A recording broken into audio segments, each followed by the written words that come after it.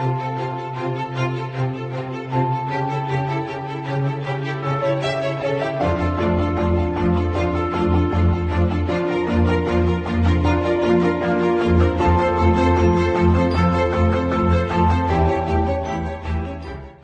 good morning, everybody. It's great to be with all of you today. We're certainly living in trying times and under extraordinary circumstances. Our world has drastically changed over the past few months or so. Things are changing very, very quickly, pretty much by the hour, I would say. I hope each of you and all of your families remain healthy and safe during this extraordinary crisis. We have an amazing panel of experts today for this morning's discussion, and the purpose of today's webinar is to try to get a pulse on the real estate market and housing amid COVID-19, and an effort to attempt to think about the near and long-term implications. It might be quite some time before we all return to what we consider a normal way of life and doing business. What will the new norm even look like? The concept of working remotely began to creep into the traditional workplace, but we now have been forced to accept this as a new normal in conducting much of our business. Companies that didn't allow it are now finding it to be doable. But how will this impact the demand for office space? Will there be less cars on the road? How will residential space be altered to accommodate more of a permanent home office in the future? So our goal today is for the audience to gain knowledge and perhaps some direction during these turbulent times and move forward the best we can. This time of the year, we should be looking at flowers in the garden, blue skies, for sale signs on lawns, closings happening day after day, construction of new housing, and happy thoughts of warmer weather being around the corner. But we've got a little bit of a different perspective. Everyone wants the real estate and housing market to get back online, and clearly everyone needs to be healthy and back to work. So let's start out with a roll call. And as I say your name, please just wave into your webcam and say good morning. Matt Rand from Better Homes and Garden. Rand Morning. Thank you, Matt. Rand Realty is a board member of Pattern and an investor in our Center for Housing Solutions. Welcome and thank you for being here and for all of your support. Thanks. Joe Rand, also from Rand Realty. Good morning, Joe. Welcome and thank you for being here and participating in this panel. We have Bill Calderara, CEO and President of Ulster Bank, and a board member of Pattern as well. Good to see you this morning, Bill. Same to you. Good morning, everybody. Renee Zurlo, Realtor from Rand Realty. Thank you, Renee. Happy you could join us this morning as well. Good morning, everybody. William O'Keefe, Real Estate Attorney from O'Keefe and McCann. Good to have you this morning, William. Good morning. Thank you. Thank you. And we've also been joined by an incredible resource and good friend from New York State Homes and Community Renewal, Darren Scott, who's the Upstate Director of Development. Thanks, Darren, and good morning. Good morning to you too. I'd like to begin by having each speaker address a few questions and share their knowledge and expertise. So let's start out with Joe Rand. Joe, like me, you're a numbers guy. You love data, you love charts, and numbers certainly do tell a story. So based on what's going on now and based on the last couple of quarters within the real estate market, what was the market like just before all this happened? What was inventory like? And how's that been changing? Thanks for having me. And yeah, I'm the data guy. I do the market reports for our company, which we share with Pattern. Essentially, the housing market going into March of 2020 was in really great shape. We'd actually weathered a little bit of a storm over the last 2 years with the change in the tax laws that affected how people could deduct their taxes, their home taxes and their state taxes. And that had a little bit of an effect on the market, particularly in Westchester County and the high-end markets throughout the rest of the Hudson Valley. But really, since the correction in 2009, 2008, we've had about 8 or 9 years of growing sales. That stalled a little bit with the salt cap, but then we were starting to price in the salt cap, and we had a really good couple of months. I mean, January and February were really good. The market was very strong, up significantly from last year in sales. Prices were starting to show some growth. And then in mid-March, obviously, the market has, there's a lot of now headwinds against it because we're not really supposed to be showing properties. So that's cutting down on the new properties that might be going into contract. But also just the pipeline that we have of the open business, the deals that went into contract in January, February, and early March, their closings, it's difficult to have their closings because you've got county clerk's offices that are shut down, so the deeds can't be recorded. And attorneys like William O'Keefe to my side over here, they have to get very creative in doing closings because you can't put everybody in a room the way you would for most New York closings. So the market was in very good shape, and it's quite astounding. The market's been great, and then we had to deal with the salt cap, which really put a little bit of a damper on it. And then we started to finally price that in after 2 years, and then this happens. So even with that, I think the fundamentals of the market are still really strong. And if you ask me how things are going right now, the agents tell me that really up until this week when they've really, they were getting a lot of demand, a lot of buyer demand, a lot of people looking at houses online, things like that. So, I mean, the indicators are still very strong. We'll see what happens. Obviously, unemployment doesn't help. The stock market down 25% doesn't help. But from a fundamental standpoint of where we are with inventory, where we are with home prices, interest rates, things like that, the market's, it's going to be in a little bit of a standstill while we're all locked in our homes. But when we get out, I expect that the market should be in decent shape. Terrific. Thanks, Joe. And let's move over quickly to Matt. And Matt, from a more of a global perspective, if you will, and you cover multiple counties. What else have you seen that has changed since COVID-19? And have the sellers continued to actually list, or are they thinking twice about it? Joe indicated that the buyers are still out there, but what have you seen from your perspective? It's been surprisingly busy. We expected our agents to, they're stuck at home. Obviously they're thinking of their safety and their health and their family safety, and that's our first priority. But we thought they'd be working on projects for the long term, that, we have a whole series of training things ready to go for what we thought was going to be downtime. But when you're talking to agents, they're working fast and furiously on transactions. And they're really focused, number one, on trying to get the pipeline of closings done, things that were ready to close this week, next week, the week after, and get those through, and dealing with appraisals and walkthroughs, and how is the closing process going to work, and how is the mortgage process going to work.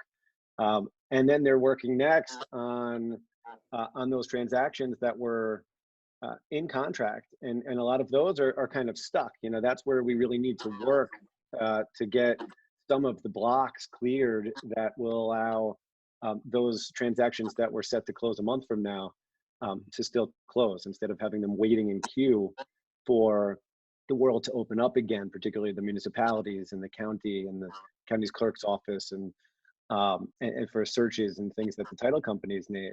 But the agents are also listing houses. We've had a number of transactions that I've heard anecdotally of a listing that came out this weekend, had an offer on it already this week, sight unseen. And you hear that from multiple agents, in multiple markets. And so, I think there is a huge demand. We came into this really booming, as Joe said, and I think that momentum is carrying through. There are people who want to sell their house. and they want to get it on the market right now. There are people who need to buy and want to buy right now. And so we're trying to find ways, creative ways, to keep that activity going and to help those clients to get through in really difficult circumstances. Sure. Thanks, Matt. And Renee, over to you from the perspective of managing the showings of homes and trying to walk people through. Is there a bump in virtual showings? How do people feel about having other folks walk through their home?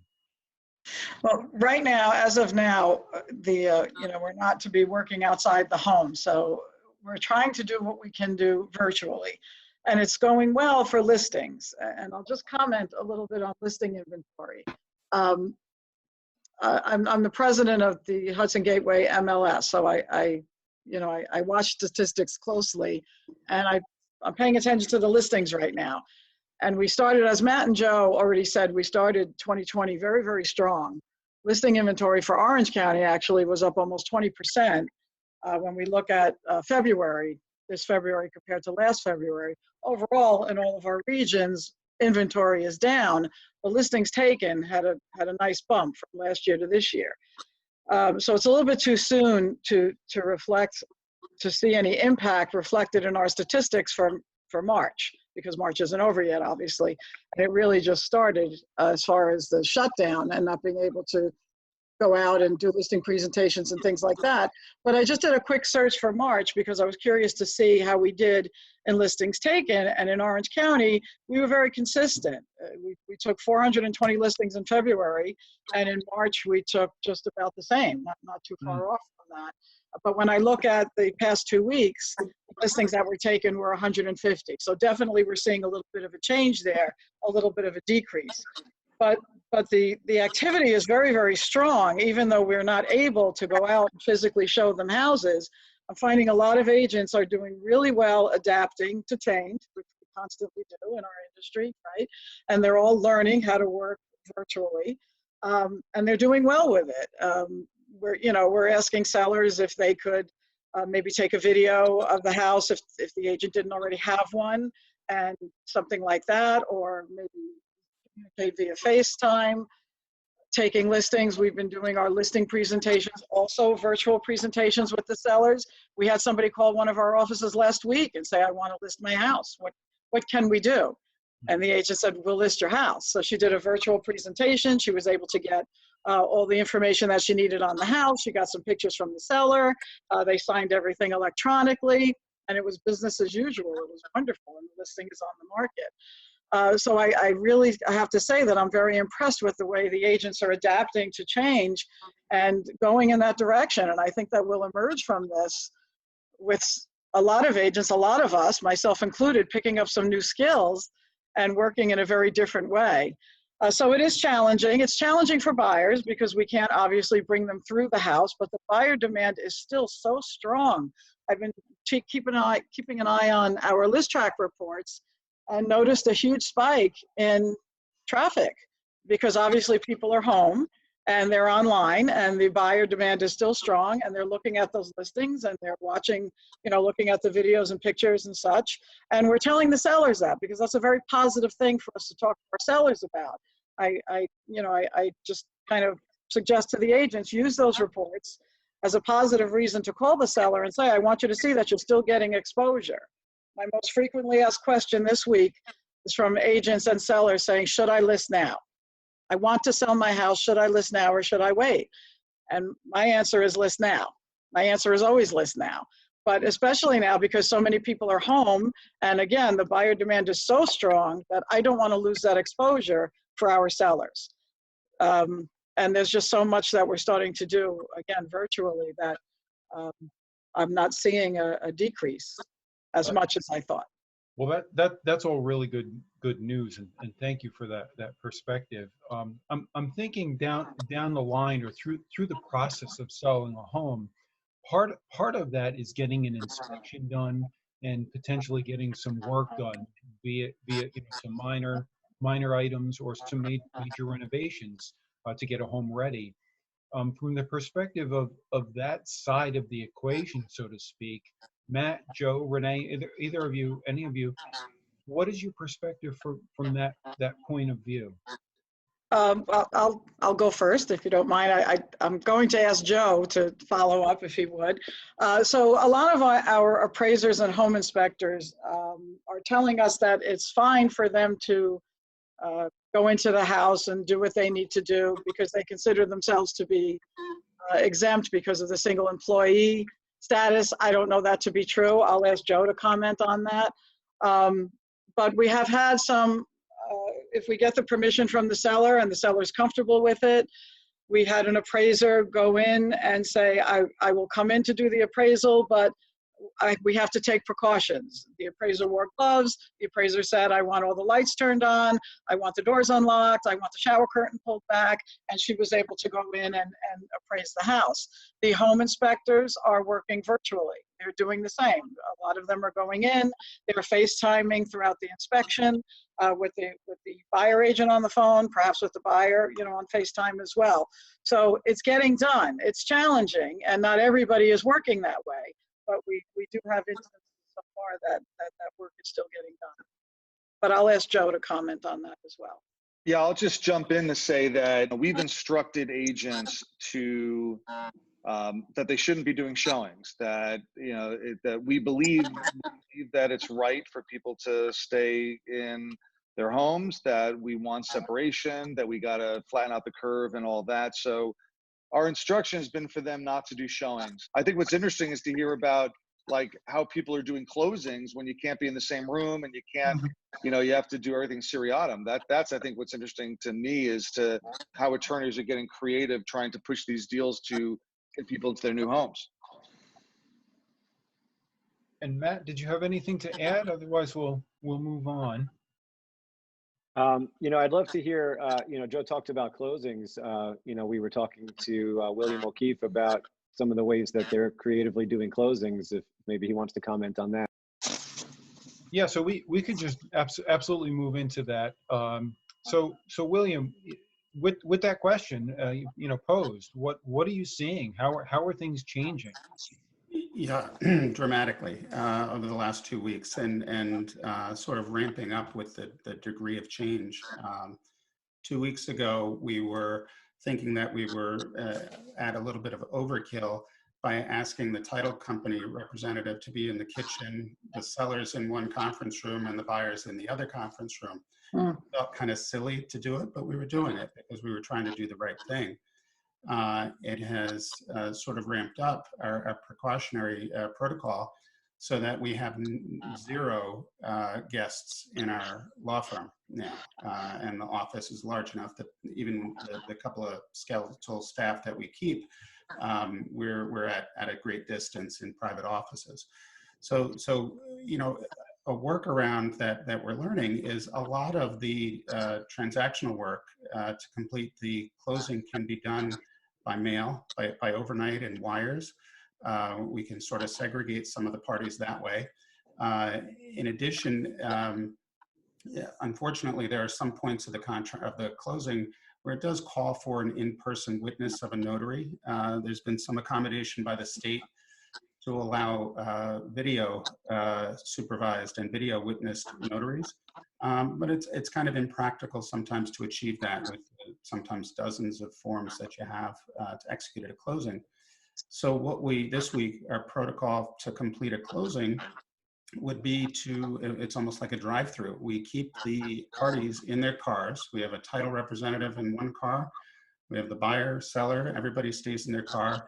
And first we pass the hand sanitizer so that we have this impeccable hygiene with the documents, because we don't want anybody, we're passing touch points. So we have to start with that baseline of hygiene. Then we just go through the documents at a distance and explain and witness through the window and exchange it, run back, photocopy it. And then afterwards, of course, we sanitize. We sanitize all the copiers and all. As a step up yesterday, anticipating we'll have some rainy days that I don't want to be standing in the parking lot with an umbrella at someone's car window.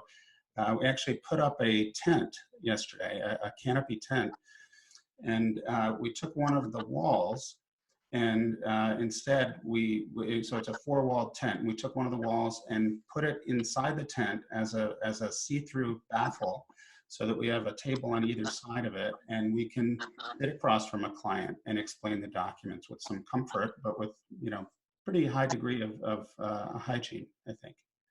So there's been a lot of workarounds. Even today, this platform through Zoom, it's a great tool for this kind of a meeting, for reviewing contracts with clients. We're distributing and circulating contracts electronically for signature usually through DocuSign. It's actually a fun process. I had a older couple that I was sort of holding their hand by phone to guide them through the process, and they were giggling on the other side of the phone. It's kind of a novel platform for us to work in, and actually sort of a silver lining with all this, I think we're learning at such a high rate, all these technologies and platforms. I think when the dust settles, we may retain some of these procedures. I can tell you that, number one, for the electronic signing, it could take what is typically in this region of the Hudson Valley between the attorneys exchanging the contracts. It could take a week, sometimes more. Some send it overnight, sometimes regular mail. If we can get the industry to adapt and circulate these contracts electronically, we can decrease the lifeline of this, the lifespan of the real estate closing by a week or two. Likewise, the video notary, if we're allowed to continue this after the crisis, we can get documents notarized like a smoke alarm affidavit, which is one of the slow points in the processing of the title search. So I'm hoping that all of this that we're sort of forced to learn, those lessons are gonna linger, and maybe the industry, when it bounces back, it'll bounce back a little bit more efficiently than it was. Wow, that's some amazing new tools and strategies that you've developed there. Thank you for that. And I agree. I think as a public policy and planning entity, a lot of what you're doing, I think, can easily be adapted and pushed forward to create new policy that remains after the crisis. So appreciate all of that perspective. Let's move quickly over to Bill from Ulster Bank. Bill, you've been in this business for decades, and you've got an incredible understanding of economics and finance, both from the global perspective, a national perspective, and clearly a local perspective. But I'd love to hear from you. How is lending going? Are people continuing to seek pre-approvals? What has been, from your perspective, the impact on closings? And talk to us a little bit about that. Sure, happy to. So volume has continued to come in, especially for purchase volume. Refinances have also obviously gone through the roof with the rates going down, but we haven't really seen a decline in our purchase volume application. People are still doing pre-quals.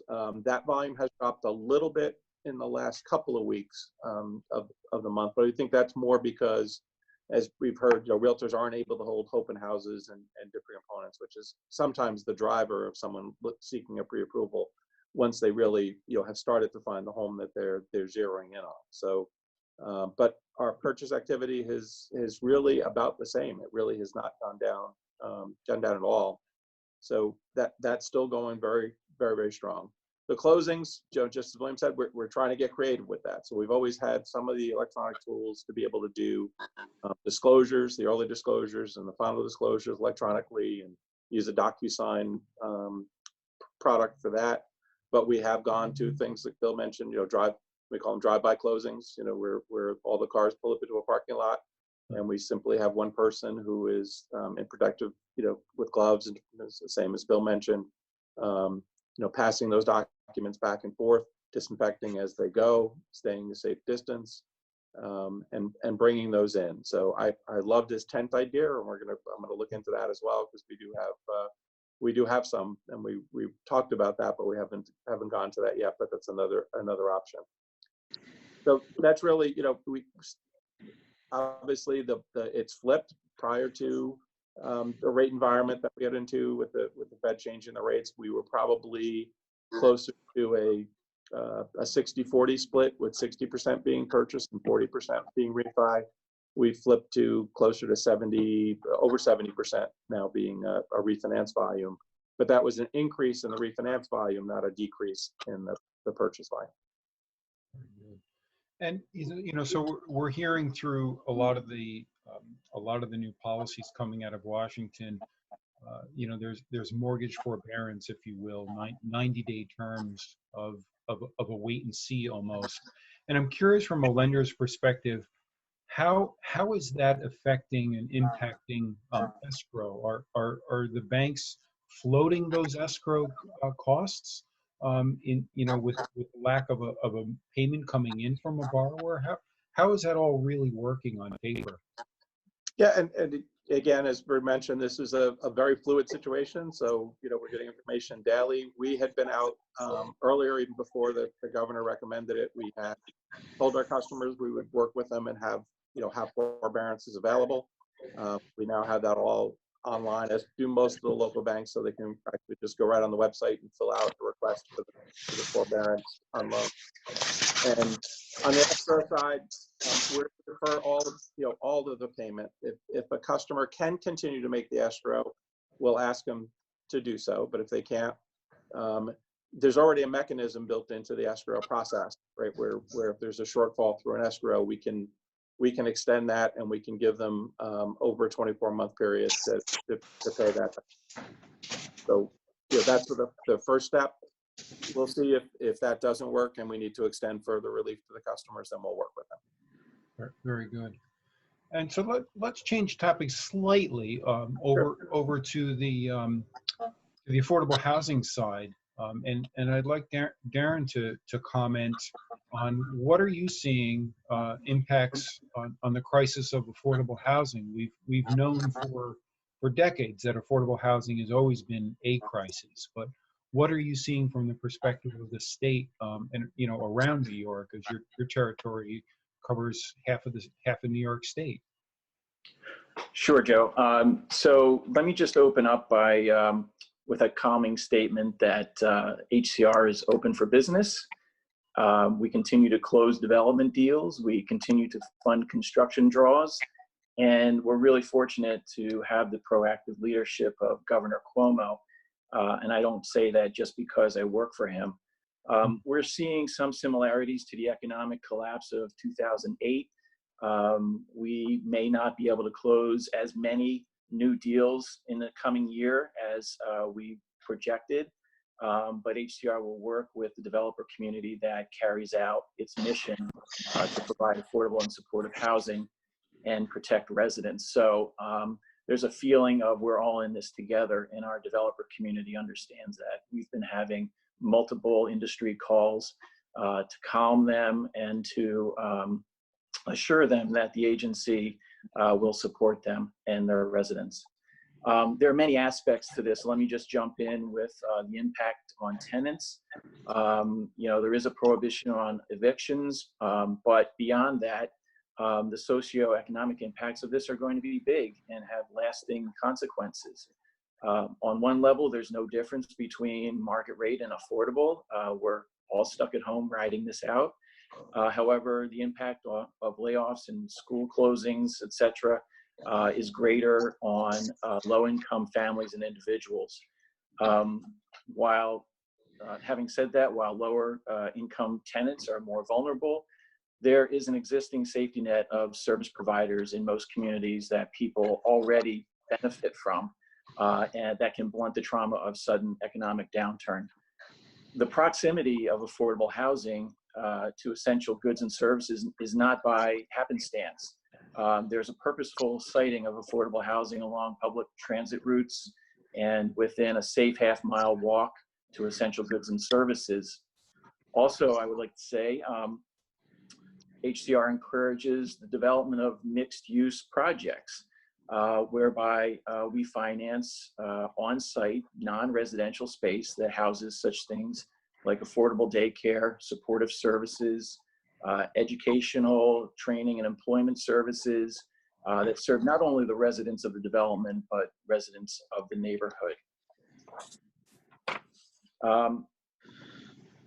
If you'd like me to go on to some other aspects, if you had some specific questions, Joe?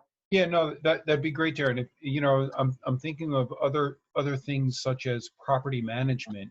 How are the owners dealing with access to units and other just general maintenance, sanitizing common spaces, things of that nature? Sure.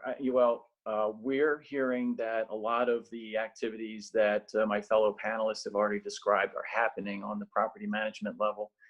Property managers are cutting their on-site presence to 50% of their staff and providing them with protective gear. They're closing community rooms and disinfecting common areas.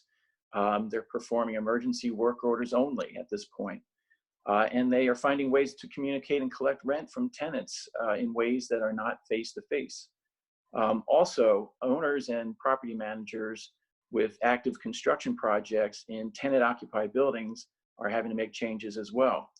Some guidance is being provided by HUD and HCR, but we're encouraging the industry to take the lead on this because much of it is specific to their own operations. In general, construction is an exempt activity, and we encourage it to continue. All developers and their contractors must provide a written plan to HCR that describes how they're putting safety measures into place that will protect both tenants and workers. The one exception to this is a total ban on interior work on occupied apartments. Definitely a different world we're in. And from the, you know, the last perspective I'd like to have you comment on, from the perspective of public housing authorities, I know you've got many years of experience in PHAs, and they operate what I would call on a shoestring budget. And now that they're going through, you know, a lot of changes, a lot of fiscal strain, especially the smaller PHAs that haven't necessarily been converted through some of the HUD programs, what do you hear out in the field about, you know, the likelihood of them continuing on, or are there pressures for them to convert and privatize? What's going on out in the field? Sure. Yeah, I've been in touch with a few authorities in the past couple of weeks, and no doubt it will be a further strain on already tight operating budgets. How housing authorities receive their operating income offers some protection in that much of their rent comes in the form of operating subsidy from HUD in the form of an annual contributions contract or project-based voucher subsidy. So even if the tenant can't pay the rent, there is still some income coming in from those subsidies. In addition, HUD is providing regulatory relief where possible that will help ease non-essential expenditures and keep staff and residents safe, such as moving to biennial inspections. Housing authorities are coding reports of loss of income due to impacts of COVID-19 and actively assisting those residents to register for unemployment. Also, housing authorities have their own reserves that they can dip into. But to your observation that this might be an opportunity, how individual housing authorities can cope with this will differ depending on whether they have already begun to diversify their revenue streams, including breaking away from HUD. Housing authorities who have not have only HUD to look to in this crisis. Housing authorities who have embraced mixed finance development have disposed their properties from the federal portfolio already so that they can avail themselves of low-income housing tax credits and capital subsidies in the form of low-interest loans through the state of New York. This has allowed them to address their capital needs by completely rehabilitating their properties or redeveloping them, and in doing so, capitalizing operating reserves and replacement reserves. Operating reserves can help blunt the impact of the loss of rent. And then finally, many of these developments are financed through soft loans. which are under the purview of HCR, which could delay payments to ease cash flow problems, though there haven't been any policy changes on that so far. In general, owners and tenants are focused on immediate problems of health and safety, and I think everybody's waiting for April 1st to see what happens with the rent payment. Yeah, that's going to trigger a lot of new things. That's for sure. Great. Thank you very much, Darren. The fantastic observations you've made there. And I'd like to go to the panel in general. Back when after 9/11 here in the Hudson Valley, we saw a bit of a spike in population, thinking that people were trying to get out of the high density, the high density of New York City and move sort of out to the suburbs, out to the country.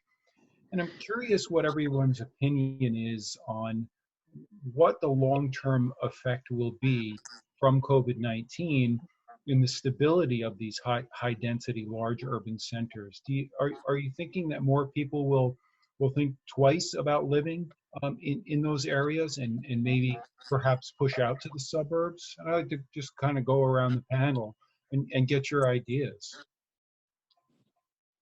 Joe, I think that's a good point. It's something that people are talking about in commercial real estate, that there will be an increase in demand for companies to have locations outside the city.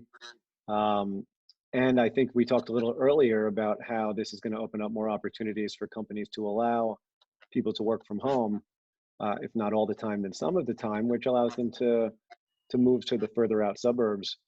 And I think could benefit the Hudson Valley, for the long term. Thanks, Matt. And anyone else like to comment on that? Yeah, this is Bill. I agree with the comments. I think we will see. We are seeing a resurgence of the ability for how many of our employees were actually able to work from home, and I think many companies are doing that. And this is a great test of that, to be able to do it. And I think we will see people wanting to get out of areas of great density, not in mass, but I think it will benefit the Hudson Valley. Yeah, I'm reluctant to make, I try not to make too many grand pronouncements in the midst of kind of these cataclysmic style changes that, oh, well, now no one wants to live in a big city anymore because it's too easy to transmit. But I think it will have a little bit of a, just maybe at the edges, at the margins. I think that we're much more likely to see people adapt. Matt was talking about the working from home, and I think we've all been talking about the idea that there's, once you get used to having these meetings on Zoom, like we're doing right now, and on webinar, I mean, I've done board meetings this week for nonprofits that I'm on, which for the first time, we conducted these meetings on Zoom. And, you have the normal kind of setup problems that people have, but they're getting used to it. And I think the more that people adapt to that, that is good generally, I think, for the Hudson Valley, because what it does say is, well, maybe you don't have to live in the city to work at the startup downtown, that, you can have a place up in Newburgh or a place up in Poughkeepsie, and telecommute for 4 or 5 days a week, or for a couple of weeks a month, and you can still be really productive. That people are getting a crash course in working from home. I know I am. I'm wearing a dress shirt for the first time in a week, and I'm wearing pants, but it's not always the case. But I think we're all doing that. We're all kind of adapting to that, and I think that these are lessons that you don't ever want to say there's any kind of silver lining in a crisis as dire as this one. But I think that will have an effect that will last past this. I think that's definitely going to happen. There's certainly people are going to have a comfort level and familiarity with working from home and doing meetings remotely and using these teleconference features in a way that will outlast this particular crisis. Yeah, I think we're going to continue to see the outmigration from New York City by those people who have the means to do so. So this has been, people have been coming up the Mid-Hudson, and really putting some of these localities back on the map and creating mixed income communities, especially on the eastern side of the river with the Metro North line. And it's in the past 5 years, I would say, maybe a little bit longer, it's jumped over the river where people are willing to do 2-seat commutes and telecommuting. So places like Newburgh and Kingston and Haverstraw are beginning to see that out-migration. That being said, people who do not have the means to move are under pressure, increased pressure when we talk about creating mixed income communities, we're also talking about creating the kind of pressures of gentrification. And so I'm also seeing people who don't have the means to move. They're trying to stay in those communities that they've lived in, but some of them are being forced further north. So, people who have been living in Dutchess and Ulster County and further south are being pushed up into Columbia and into Greene and even into Albany County. So I think we're going to continue to see that trend as well. I feel personally I might be well served to recuse myself from the topic because it's a little self-serving, but the impulse to work from home is wonderful. Even ecologically, there could be an impact. But we've been seeing a lot of very funny posts on social media about some of the downsides to working from home with the kids or the dogs walking through, and it's a little isolating sometimes unless you're on a meeting like this. I would not at all be surprised if you'll see the seeds of co-working spaces in the Hudson Valley sort of blossom a little bit more, because it's sort of a balance. You're avoiding the hyper density of train or bus to get to the city, but you're not foregoing that little bit of human social need that you have to work in a little bit of a community. I would agree with that, William. I think that the co-working space is actually a very, very cool venue for people to get together and talk about all sorts of topics, from a community board perspective, so to speak. And, I think that really helps with creativity, obviously social connection and things of that nature. So that's a really good perspective you brought. Renee, from the ideas of working at home, and showing so many houses, I can't help but think. So if I'm a new buyer and I'm coming out of New York City and I'm looking at a house, maybe one of the first things I'm going to say to myself is, instead of having 4 bedrooms, I want 3 bedrooms or 2 bedrooms and have 1 home office or 2 home offices. Right there in the house. Any thoughts on that? Well, I'll first report that, with all the interaction we've had these past couple of weeks with our agents, I'm hearing a lot of stories of their experiences. And in the past 2 weeks, I've heard 3 specific stories of people who have called from Manhattan and said, one in particular said, I'm done. I want out. I want trees and mountains and scenery. Now, we often hear this in winter, right? When it's snowing, everybody wants to move, and then springtime comes and they have a change of heart. So we don't know what will happen as we work through this, but I do think that there will be some people that are ready for a change, and we will see them, further into the Hudson Valley. We also have heard from people who are interested in just that and working from home. And that's been for a while now, not just since COVID-19. So they are asking for home offices more and more. So I think we'll have a need for that. And we speak to our builders. Obviously, new construction isn't shut down, so it's nice that we'll have that fresh new inventory, and we can talk to our builders and advise them give them some suggestions on what we'll be needing as far as new housing. So I think that we'll definitely see growth in those areas. And even in terms of thinking, new build for sure, different types of spaces being constructed, but also from the perspective of renovation. Maybe there's a back porch or a back deck that now someone's thinking about the option of enclosing and creating, a home office. So I think there could be an economic, advantage there for the construction industry. Which then has a sort of a trickle down into the supply industry and things of that nature. So thank you for those perspectives. Before we close, I just wanted to kind of go around the room, if you will. If anyone had any other sort of closing remarks or final thoughts.